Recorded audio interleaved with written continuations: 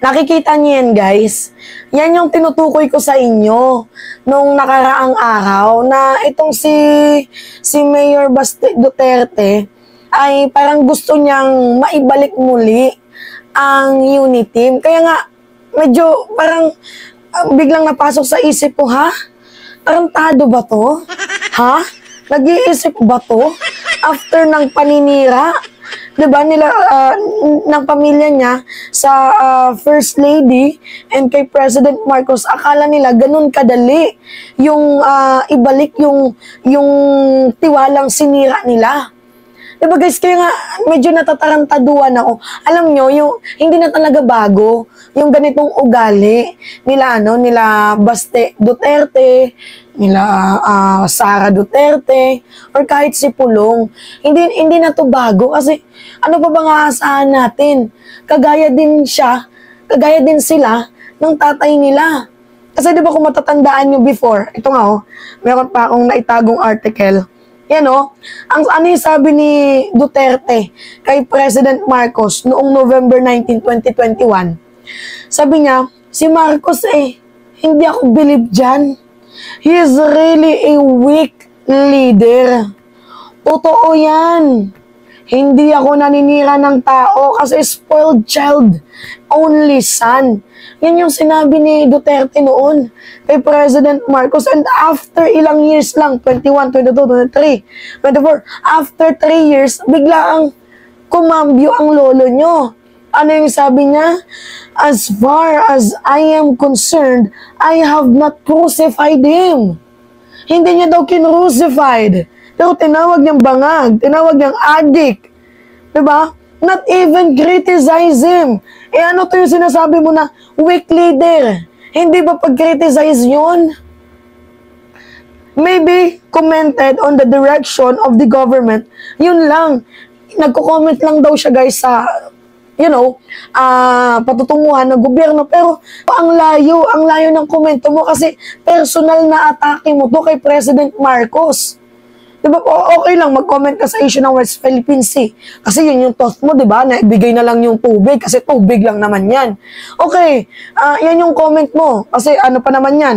Parte pa naman yan ng usapin sa gobyerno. Pero yung personal na atake mo, katulad nito, diba, hindi ako believe dyan kasi he's a really weak leader.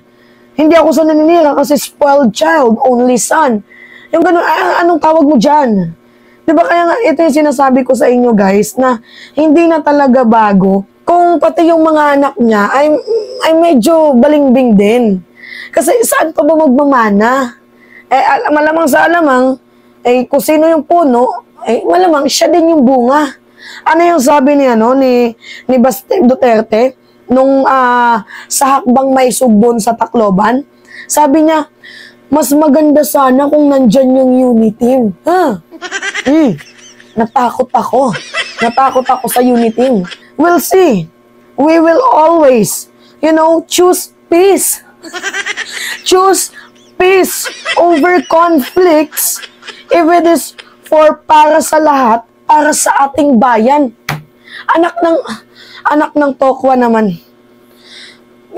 Ginagawa tayong bobo Sino ba yung ayaw ng peace? Walang ayaw ng peace. Ang problema, kayo yung gumugulo. Una na dito yung separation.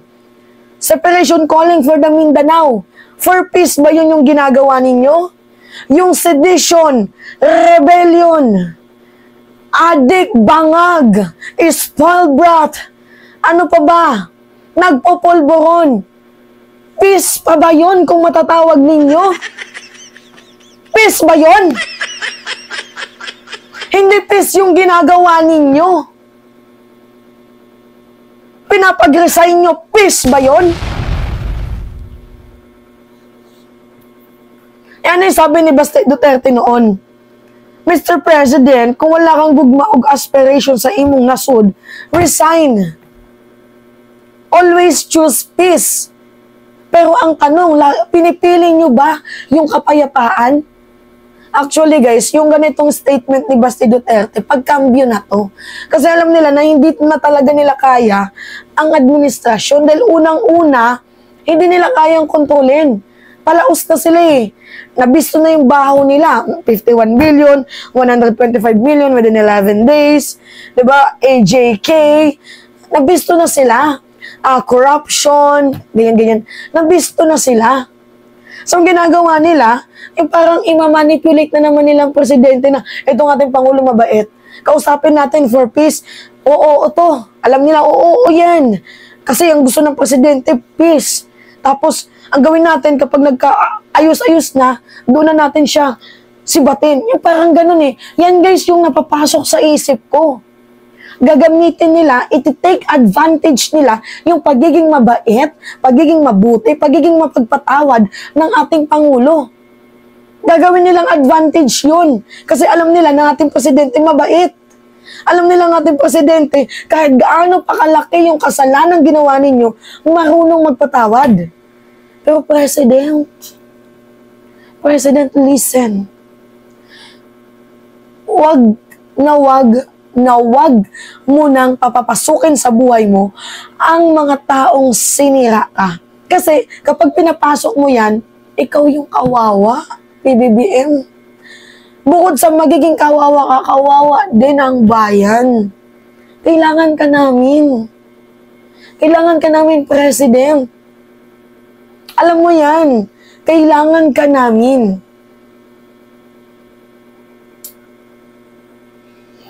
Kaya nga ito sinasabi ko sa inyo guys, no, na itong kampo nila Digong, kampo nila Duterte, especially mga Duterte boys, ano yan eh, naghahanap ng paraan, naghahanap ng timing, na ay baka pag pumalag si PBBM sa usapang Uniteam ulit, doon na sila gagawa ng plano para pabagsakin ng presidente. Kayo guys, tanong ko, papayag ba kayo na mag-reconcile ulit ang nasa Uniteam? Kasi nabisto na natin yung ugali nila eh. Once is enough.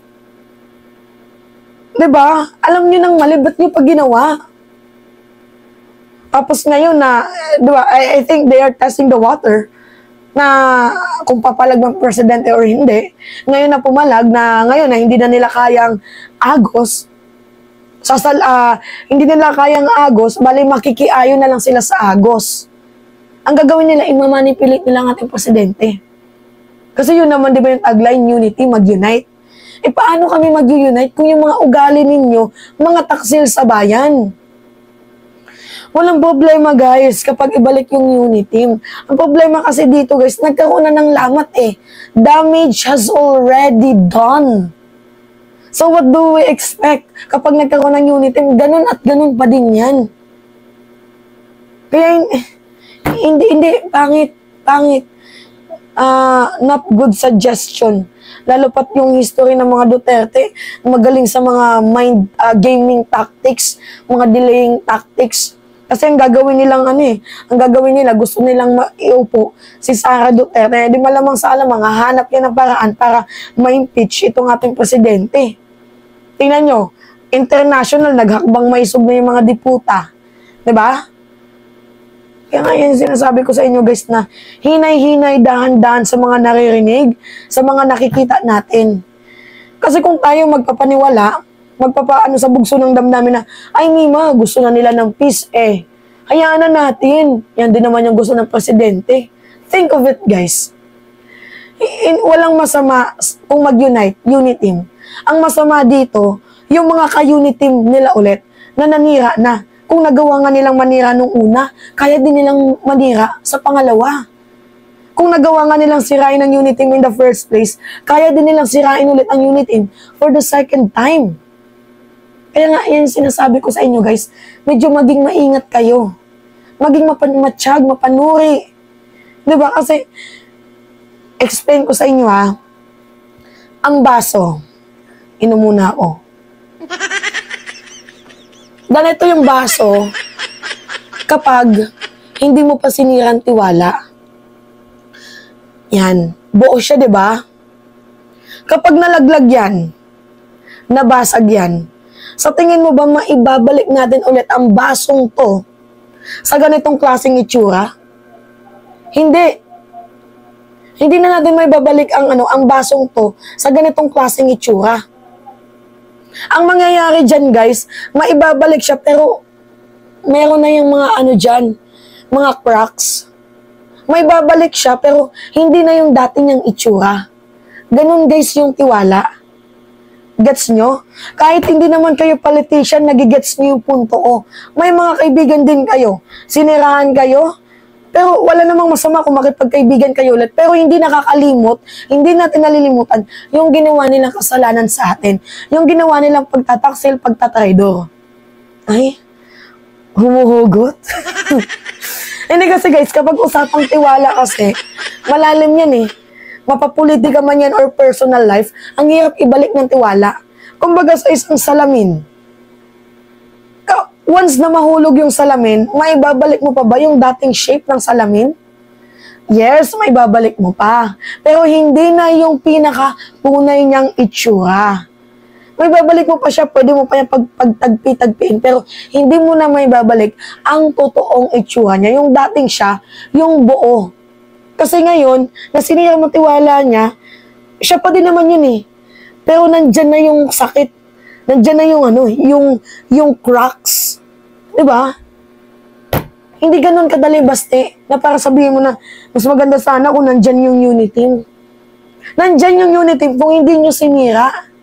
Nandyan pa yan, nag-i-exist pa yan. Kasong problema, sinira nyo yung unity.